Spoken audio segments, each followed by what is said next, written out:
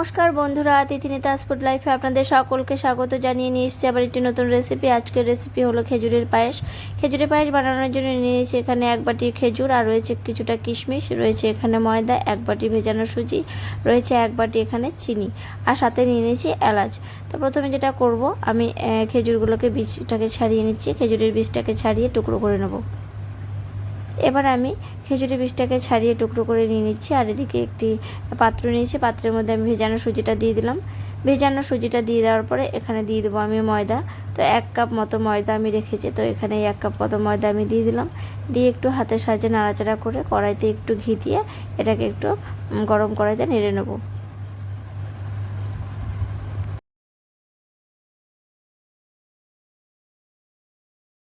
এবারে একটি কড়াই আমি বসিয়ে দিয়েছি গ্যাসে। কড়াইটা গরম হয়ে গেলে এর মধ্যে আমি 1 চামচ মতো ঘি দিয়ে দিলাম। ঘিটাকে দিয়ে একটু নাড়িয়ে নিচ্ছি।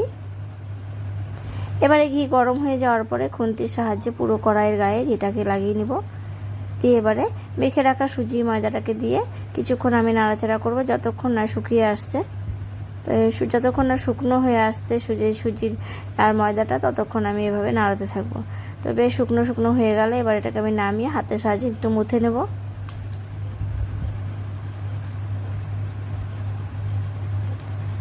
তো এবারে নামিয়ে নিলাম। নামিয়ে এখানে এই কড়াইতে আমি কিছুটা জল দিয়ে দিচ্ছি। আর দিয়ে দিলাম এই কারণে জলটা, কারণ দুধটা যেহেতু দেবো, দুধটা যাতে নিচে না লেগে যায়, সেজন্য প্রথমে 1 বাটি জল দিয়ে দিলাম। তারপর আমি এখানে 1.5 কিলোর মতো দুধ আমি ঢেলে দিলাম। তো এদিকে দুধটা ফুটতে ফুটতে এদিকে আমি ময়দা আর সুজিটাকে মেখে নেব।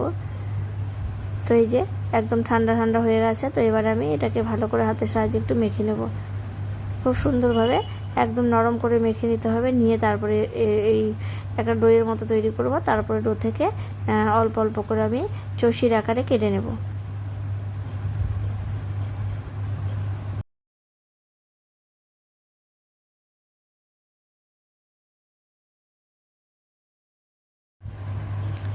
তো এই যে সবগুলো চষি এভাবে আমি কেটে নিচ্ছি। তো একদম এরকম সাইজের হতে হবে, একদম বড় বড় হলে হবে না, এর থেকে আরও ছোট করলে খুব সুন্দর হবে। তো আমি এই সাইজটা করে নিয়েছি। তো একদম কমপ্লিট হয়ে গেছে সবগুলো চষি। এবার আমি এদিকে দুধটা একদম ফুটে গেছে। তো দুধটা অনেকটাই ঘন হয়ে এসছে। আর একটু সময় নাড়াচ্ছি। দেখুন এখানে এতটা দুধ ছিল, একদম শুকিয়ে এতটা হয়ে এসছে।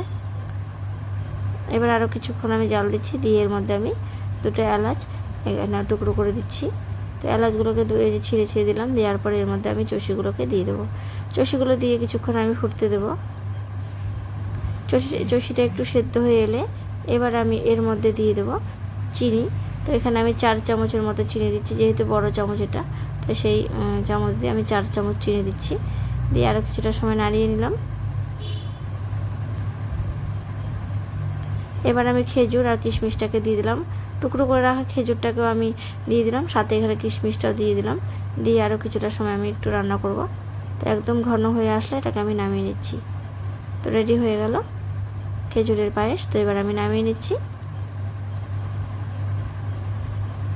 তো একদম কমপ্লিট খেজুরের পায়েস। পাত্রে এবার আমি ঢেলে নিচ্ছি। তো রেসিপিটি কেমন লাগলো অবশ্যই কমেন্ট করে জানাবেন। যদি ভালো লাগে লাইক করবেন, শেয়ার করবেন, আর আমার চ্যানেলটিকে সাবস্ক্রাইব করে আমার পাশে থাকবেন।